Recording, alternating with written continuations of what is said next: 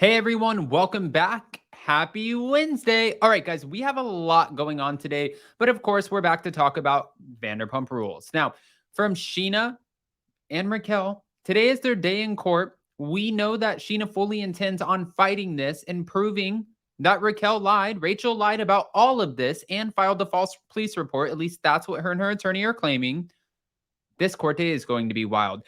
Now, Lala is calling Tom Sandoval a one-trick pony because he has upgraded his mistress. We're going to talk about that a little bit. Also, they caught Tom and Raquel under the sheets together. There's so much to go over, but before we do, just sort of a little tidbit of what's going on today. We are going live with Ricky Cornish right after this at 1 p.m. Eastern. You don't want to miss that for the Real Housewives of New Jersey. And tonight, we have the Vanderpump Rules after party at 10 p.m. Eastern. Last week, we had over 1,000 in the room. Jason was activated like a mother, and that's going to be on Up and Adam too. I will pin that link in the comment section. On top of that, I wanted to say Mother's Day is coming up, and if you guys have not gotten your roses from roseforever.com, they're so pretty. We have so many now at this point, and I just bought my mom one for Mother's Day. Go to roseforever.com and use code ADAM25 in order to get $25 off. That link will also be in the description. There's a lot happening. Anyways, let's get into the Vanderpump Rules mess because we know why we are all really here. With that, let's jump right in. It's time for all your binge-worthy pop culture news. Welcome to Up and Adam. All right, guys, so we know now that Scheana Shay is out to prove that Raquel or Rachel, whatever you want to call her, lied about the alleged assault. Not only is she saying she lied about it, but they're claiming that she filed a false police report. Thank you to page 6. Let's get into it. Now, Scheana Shay plans to appear in court on Wednesday to prove Raquel lied about their alleged physical altercation. Despite Raquel previously claiming that she would drop the temporary restraining order, or that she had dropped it, against Scheana after causing her agony. The Vanderpump Rules co-stars still have a hearing scheduled, and that is today. Now, her attorney said, "We plan to show up in court tomorrow to prove these allegations are false and that Rachel lied about the entire thing." The lawyer added that the legal team will be there to vigorously defend Scheana. If they want to move forward with this tomorrow, we're going to need to request a continuance in order to get our witnesses lined up, but we feel very confident that we will prevail in this case. Her attorney continued that the court confirmed the case is still on the calendar, so Shay and her team must show up in order to resolve the matter or to seek the continuance to fight these ridiculous accusations and win. Raquel requested a restraining order after claiming that Scheana punched her in the face upon learning of her affair with Tom Sandoval, and we know this, and she has since completely denied the allegations. Scheana never punched Rachel, period. The former federal prosecutor continued. The supposed dark marks around her left eye have been there for months. Now, we're hearing that Vanderpump Rules star Raquel will not attend the restraining order, and she's still standing by the accusation that Scheana punched her. She is still saying she punched me, but now she's saying I want to drop it. If I were Scheana, I would be like, get the metadata, get the videos, get the photos, get the cameras from outside the restaurant. If there's witnesses, pull them in too. If Scheana knows for a fact that she didn't do this and Rachel is willing to take this all the way to court, smear her name. I mean, she's a new mother. She just got married. This is now going to live on the internet. Like Scheana is some sort of aggressive person who's just out here punching women out on the streets of New York City. Yes, I would fight to defend myself and defend my name. And if Scheana can prove that Raquel lied, then I'm wondering what that means, because that's a totally different problem, because it's under penalty of perjury. You filed a police report. You filed documents within the court system to get a temporary restraining order. If in fact she lied, I believe that Rachel has a lot bigger problems. Hold on. It keeps going. Now, they're saying Raquel will not be attending the court hearing this afternoon over her restraining order against Scheana, but sources told Radar Online that she stands by her accusations. Of course she does. Sources close to the situation tell Radar Online that Raquel and her lawyer will not be present at the Los Angeles Superior Court, and a hearing was set to determine whether to make Raquel's temporary restraining order a permanent one. As RadarOnline.com previously reported, Raquel obtained a stay-away order against Scheana after accusing her of punching her in the face and giving her a black eye. Now, Raquel said that the incident happened, and she's standing by it, and she's like, listen, This is what the situation is, and Scheana knows what happened. Even though Sheena's like, no, it didn't. This case is a fabrication by a known liar and a cheat who has betrayed everyone close to her. Scheana never punched Raquel, period. The judge has only heard a one-sided account of what happened, and we look forward to presenting the full and true story at the March 29th hearing. Now, Raquel informed Scheana Shay that she was dropping the restraining order at the reunion taping last week, and producers had to film the two separately to avoid any legal issues. However, on Tuesday, her attorney released a statement noting that they would be present. So she's not showing up. Now, that makes me wonder, if she's not showing up, does that mean that it automatically gets dropped and Scheana doesn't have to fight it? Or does Scheana have the opportunity to keep this going and ask the questions? Because I think that she should be able to ask the questions. Hold on, I'm going to bring up a video for you guys. And then on top of that, I feel like if this does get thrown out, why did Raquel say that there was, she was dropping it at the reunion? Was that in fact what they said? Just something that was for a PR stunt. Let's just call it a PR stunt. I'm going to bring this up for you guys really quick. We have two videos to play for you. One is a checkup on Ariana Madix, and she posted a video from set because right now she's filming a Lifetime movie with Megan Good. This is what she said because she had an announcement. Hold on. Thank you, Cece loves you. Hey guys, I'm on set, so I have to be quiet and I can't talk long, but I really wanted to share something exciting with you. So if you go to this link, something cool is there. Okay, I love you guys. Bye.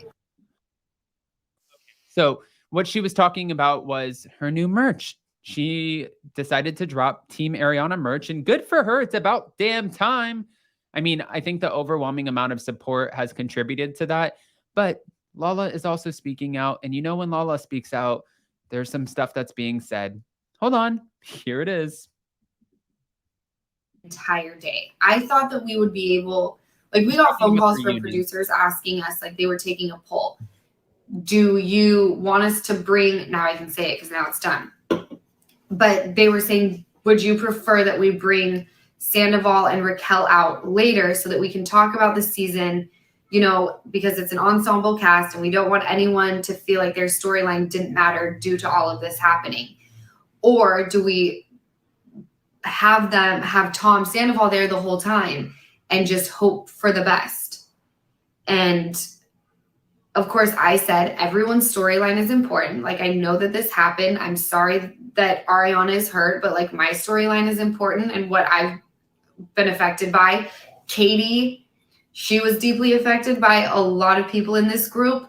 Scheana, my friend, got married. We should be able to talk about all of those things. I agree with that. And I'm thinking in my naive mind that we're going to be able to do that. We're going to be able to show up and be normal and then talk about it. No. Nope. The second I sat down, it was nails up, 2 fingers directed at whoever I was talking to.